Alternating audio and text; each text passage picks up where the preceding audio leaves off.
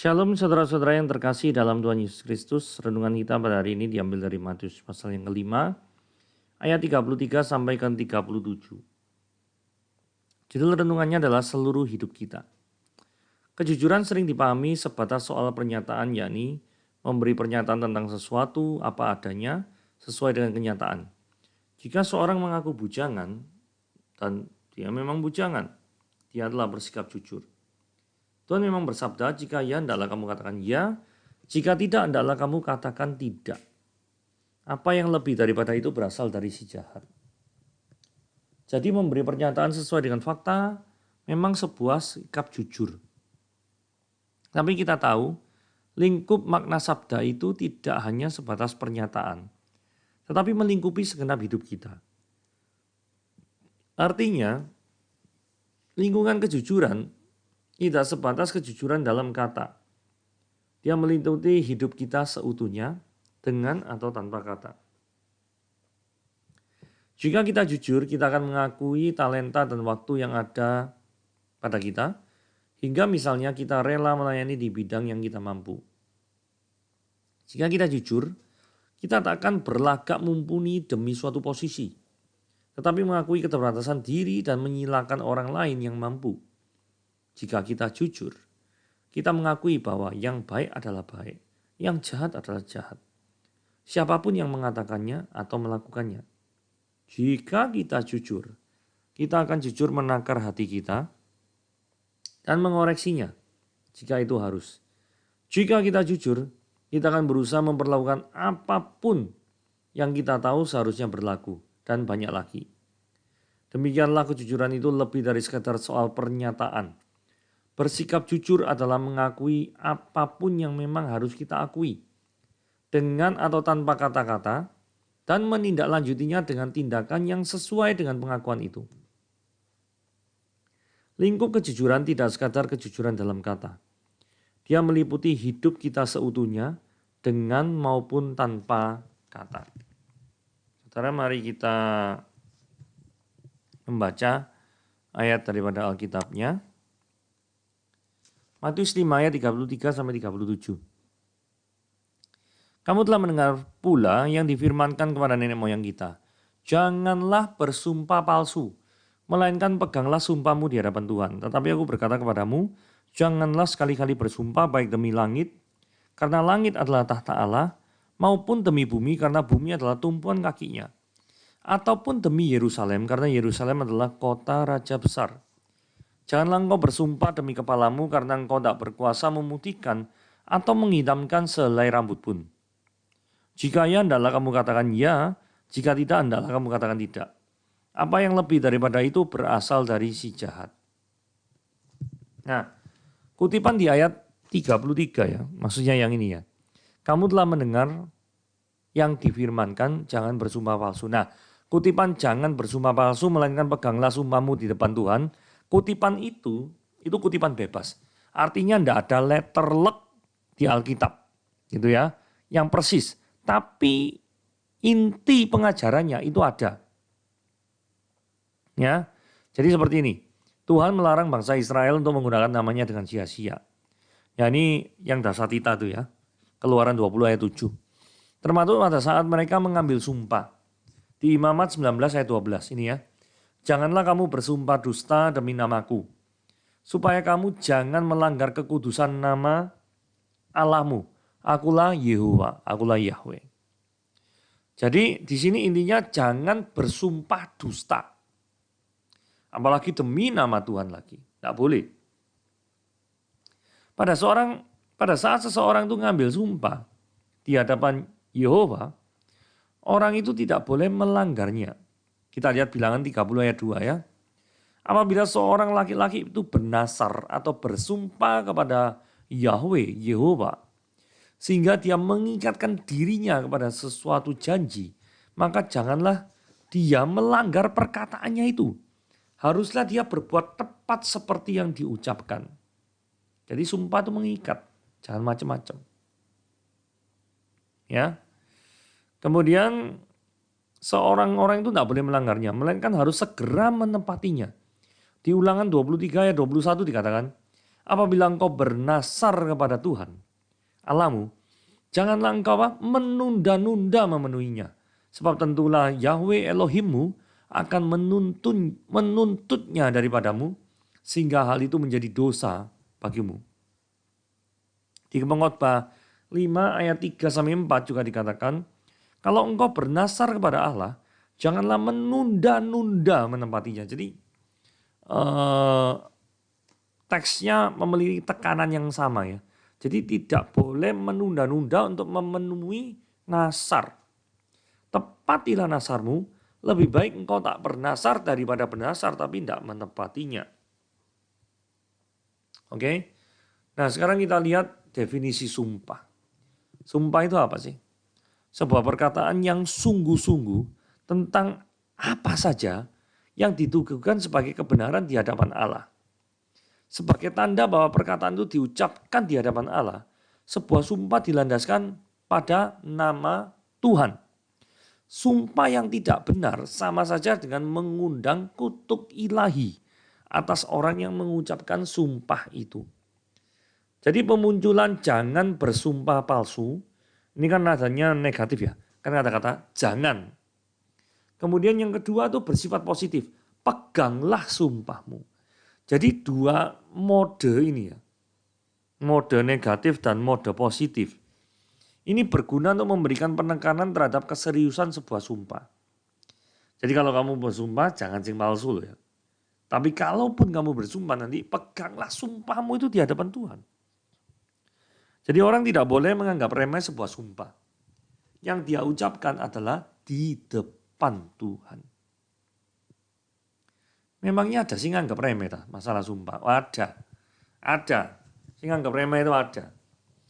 Ya justru tujuan inilah Matius pasal yang ke-5 tadi itu ditulis. Ya. Matius pasal yang ke berapa nih? Yang ke-5 betul. Yang ke-5 ini ditulis.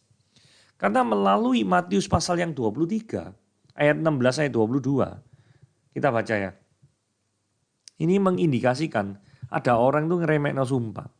Celakalah kamu hai pemimpin-pemimpin buta yang berkata bersumpah demi bait suci, sumpah itu tidak sah. Ngeremehno ya. Tetapi bersumpah demi emas bait suci, sumpah itu mengikat. Terus kemudian Yesus bilang, hai kamu orang-orang bodoh dan orang-orang buta, apakah yang lebih penting, emas atau bait suci yang menguduskan emas itu? Bersumpah demi mezbah, sumpah itu tidak sah. Tapi bersumpah demi persembahan yang ada di atas mezbah, sumpah itu mengikat. Hai kamu orang-orang buta, apakah yang lebih penting? Persembahan atau mezbah yang menguduskan persembahan itu? Karena itu barang siapa bersumpah demi mezbah, dia bersumpah demi mezbah juga demi segala sesuatu yang terletak di atasnya. Barang siapa bersumpah demi bait suci, dia bersumpah demi bait suci dan juga demi dia yang diam di bait suci itu. Dan barang siapa bersumpah demi sorga, bersumpah demi tahta Allah, dan juga demi dia yang bersemayam di atasnya. Ya, jadi maksudnya apa sih? Maksudnya gini ya, Yesus itu tidak sedang mengkritiki perjanjian lama, enggak. Tapi Yesus ini sedang mengkritisi tafsiran dari orang Farisi terhadap perjanjian lama dalam hal bersumpah. Jadi tafsiran daripada orang Farisi terhadap sumpah seperti yang kita baca baru saja. Poinnya adalah mereka tuh nganggap enteng dari sumpah. Karena ada sumpah yang sah, ada sumpah yang tidak sah. Ya itu ya, mengkategorisasikan sumpah. Bukti daripada Yesus itu tidak mengkritisi daripada perjanjian lama. Itu di dalam ayat 33 dikatakan tadi apa? Kamu telah mendengar. Biasanya kalau sedang mengambil kutipan dalam perjanjian lama atau apa. Misalnya ada bahasanya itu gini, seringkali ada tertulis. Nah itu ngambil dari kitab suci perjanjian lama. Jadi konsep Farisi yang keliru tentang sumpah itu gini ya. Yesus menyerang konsep ini. Itulah sebabnya di ayat selanjutnya, ayat 34 dikatakan Yesus tuh tidak menyerang ini ya. Sumpah atas nama Allah. Karena sumpah atas nama Allah itu pasti sah. Yang diserang itu apa? Sumpah demi langit, sumpah demi bumi, sumpah demi Yerusalem. Yang tentang hal itu dia mengatakan bahwa standarnya tidak beda dengan standar kalau bersumpah atas nama Allah. Yang dibedakan oleh orang Farisi. Di dalam mata Tuhan itu tidak beda. Lu sumpah demi Yerusalem, demi langit, demi bumi. Tidak ada beda. Tapi oleh orang Farisi berdasarkan Matius pasal yang ke-23 ayat 16 tadi itu memang bagi mereka dibedakan. Ya. Alkitab mengatakan kalau kamu bersumpah demi nama Allah maka kamu terikat dan kamu harus melakukan. Jadi kalau kamu bersumpah demi langit dan bumi atau kepalamu yang bukan Allah, maka keterikatanmu atas sumpah tersebut lebih rendah. Ini pandangan orang Farisi. Kamu ada ruang yang lebih fleksibel untuk mengingkari janji tersebut. Nah ini yang tidak diinginkan oleh Yesus. Nah pertanyaannya gini, apakah tidak boleh bersumpah sama sekali? Karena di ayat 34 dikatakan janganlah sekali-sekali bersumpah. Terus ayat 37 dikatakan jika ya hendaklah kamu katakan ya, jika tidak hendaklah kamu katakan tidak, apa yang lebih daripada itu berasal dari si jahat. Nah ayat 34 itu harus dimengerti dengan ayat 37 ya. Jadi ayat 37 ini kan menunjukkan transparansi dari sikap seseorang yang diungkapkan lewat kata-kata. Ya. Jadi langsung saja yang dilarang oleh Yesus ketika suatu sumpah diucapkan dengan mengkategorisasikan sumpah itu ke dalam yang penting dan yang tidak penting, yang ikat dan tidak mengikat. Nah, jikalau ada orang yang mengkategorisasikan sumpah seperti itu, maka Yesus bilang jangan sekali-kali bersumpah. Oke? Kemudian yang perlu dipertimbangkan di sini itu adalah Tuhan Yesus memilih untuk melihat lebih dalam lagi, yaitu esensi daripada sumpah itu apa sih? Kan orang lain diyakinkan terhadap perkataan kita bahwa kita ini benar-benar ngomong dengan benar. Gitu loh. Pertanyaannya gini, kalau biasa-biasa hari saja kita itu berkata-kata benar, integritas kita tuh bisa dipercaya oleh orang lain. Pertanyaannya, masihkah perlu bersumpah? Nah, kenapa kok jika ya katakan ya, jika tidak katakan tidak, ini penting sekali. Dalam pengertian level transparansinya itu penting. Karena gini ya, coba bayangkan ya. Misalnya hari Senin besok atau hari apapun lah ya. Hari Sabtu besok atau hari Minggu besok. Seharian saudara tuh diikuti beberapa orang yang terus-menerus merekam semua perkataan saudara. Lengkap dengan nada bicara, bahasa tubuh saudara. Terus itu mau diupload ke YouTube. Dan dijamin besok ada 1 juta viewers. Dalam situasi seperti itu kira-kira hari Senin saudara jadi hari Senin yang berbeda atau tidak? Keberadaan hal-hal seperti itu kira-kira akan memengaruhi atau tidak perkataan yang keluar dari mulut saudara dan janji-janji yang saudara ucapkan. Keberadaan hal-hal seperti itu maksudnya yang rekam-rekam tadi loh. Kalau kita mau jujur dan dengan rendah hati menjawab iya, maksudnya kehadiran orang-orang itu sangat-sangat memengaruhi apa yang saya bicarakan, gestur tubuh saya dan lain sebagainya. Berarti pengajaran Tuhan Yesus di bagian ini adalah bagi kita semua. Artinya adalah tetap jika iya, katakan iya. Jika tidak, katakan tidak. Apa yang lebih daripada itu berasal dari si jahat. Jadi di dalam ayat 38 Yesus itu mengajarkan integritas hidup. Karena esensi sebuah sumpah adalah meyakinkan orang lain tentang kebenaran perkataan kita. Yang paling penting sebenarnya adalah kejujuran kita. Jika iya katakan iya, jika tidak katakan tidak. Jangan memutarbalikkan kebenaran.